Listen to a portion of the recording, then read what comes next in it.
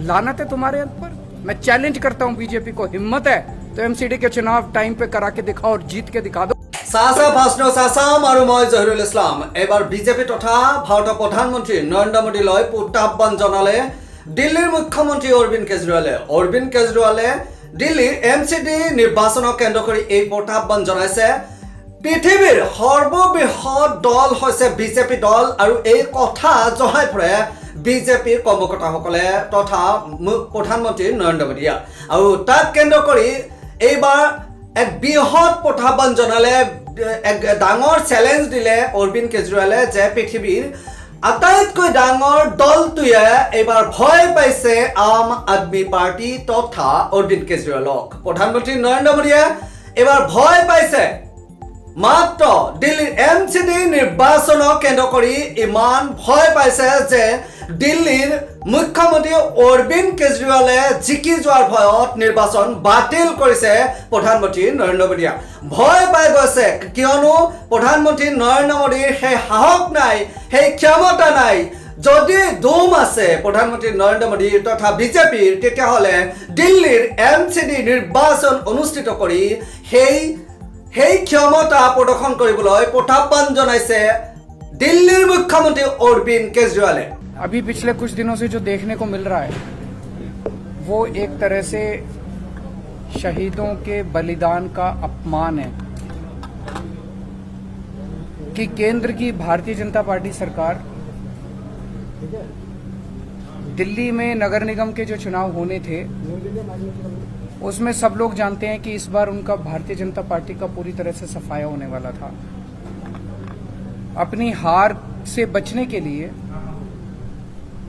उन लोगों ने पहले तो स्टेट इलेक्शन कमीशन पे दबाव डाल के चुनाव को टलवा दिया और अब एक अमेंडमेंट ला रहे हैं जिसके जरिए वो चुनाव को कई महीनों के लिए टालने जा रहे हैं।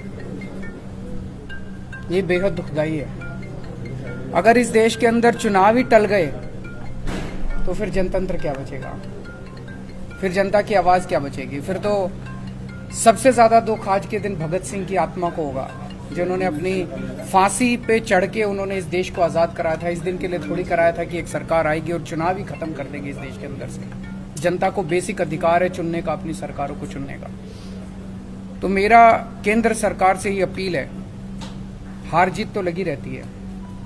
आप आज जीत रहे हो, इस राज्य में आप जीतते हो, उस राज्य में दूसरे जीतते हैं, इधर कोई जीतता है, उधर कोई जीतता है। हार जीत लगी रहती है। एक छोटे से एमसीडी के चुनाव में अपनी हार से बचने के लिए इस देश के साथ खिलवाड़ मत करिए। इस देश के जो शहीद हुए उनकी शहादत के साथ खिलवाड़ मत करिए। देश के संविधान के साथ खिलवाड़ मत करिए। आज कह रहे हैं कि हम तीनों नगर निगम एक करने जा रहे हैं, इसलिए हम चुनावों को टाल रहे हैं। क्या इस बेसिस पे चुनाव टाले जा सकते हैं? कल को गुजरात का चुनाव होगा, एक चिट्ठी लिख देंगे सेंट्रल इलेक्शन कमीशन को कि भाई हम गुजरात को और महाराष्ट्र को एक करने जा रहे हैं, इसीलिए गुजरात के चुनाव मत कराओ। अगली बार लोकसभा का चुनाव होगा, लोकसभा के चुनाव में भारतीय जनता पार्टी हार रही होगी तो एक चिट्ठी लिख देगी सेंट्रल इलेक्शन कमीशन को कि हम तो पार्लियामेंट्री सिस्टम खत्म करके प्रेसिडेंशियल सिस्टम लाने जा रहे हैं, इसलिए चुनाव मत कराओ। क्या चुनाव टाले जा सकते हैं? तो अपनी हार के डर से जो ये लोग चुनाव टाल रहे हैं, ये सीधे सीधे इस देश के साथ खिलवाड़ है। मेरी प्रधानमंत्री जी से हाथ जोड़ के अपील है, कल बीजेपी रहेगी नहीं रहेगी, आम आदमी पार्टी रहेगी नहीं रहेंगे, मोदी जी रहेंगे नहीं रहेंगे, केजरीवाल रहेगा नहीं रहेगा, ये जरूरी नहीं है। देश बचना चाहिए, देश के साथ खिलवाड़ मत करो।